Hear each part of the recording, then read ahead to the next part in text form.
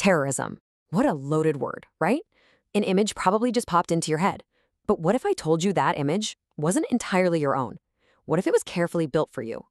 In this explainer, we're diving into a documentary's argument that does just that.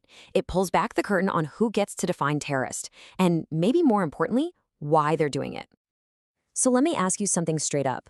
When you hear the word Muslim, what's the very first thing that comes to mind? Just be honest with yourself for a second.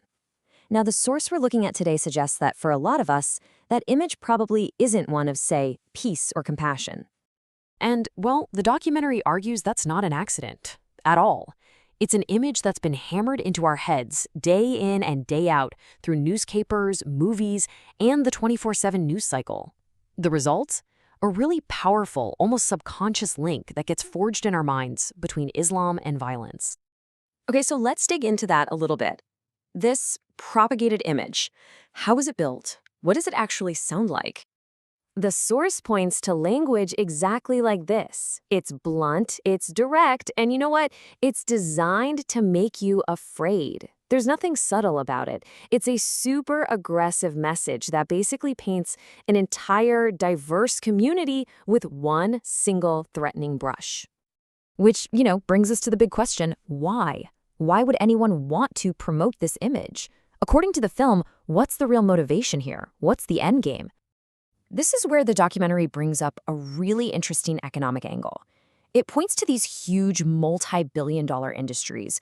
We're talking entertainment, alcohol, you name it. The argument is that certain Islamic teachings, against things like charging interest or intoxication, are a direct threat to their bottom line. The film basically frames it as a showdown between morality and money.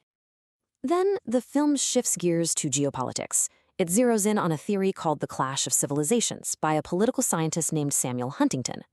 The idea was that after the Cold War, the big global fights wouldn't be about communism versus capitalism anymore. Instead, they'd be about culture and religion. The documentary makes the case that this theory became the perfect playbook to set up Islam as the West's new #1 enemy. Okay, so that's the image we're often sold. But what does Islam actually teach? The documentary tackles this head-on.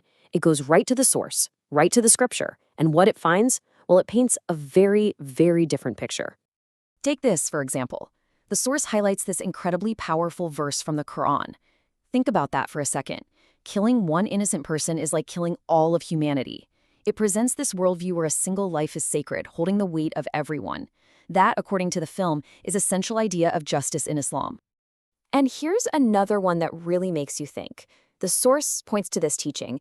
Don't let your hatred for a group of people stop you from being fair. Be just, even with your enemies.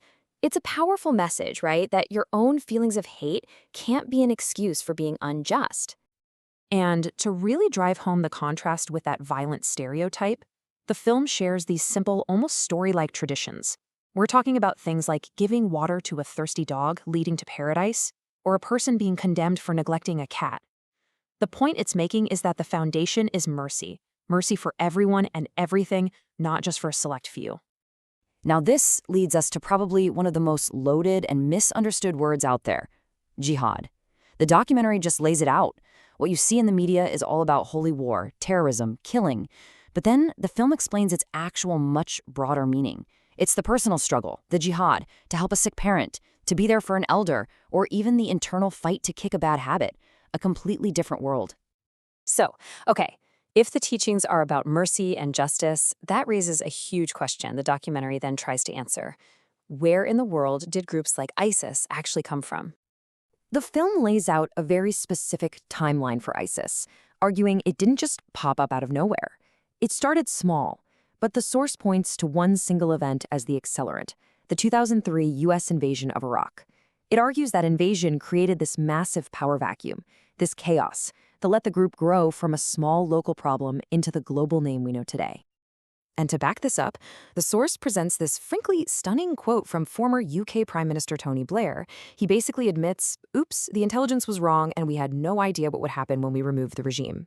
The film holds this up as Exhibit A, arguing that this intervention is what created the perfect breeding ground for a group like ISIS to thrive. So according to the documentary, this all points to a new kind of geopolitical strategy.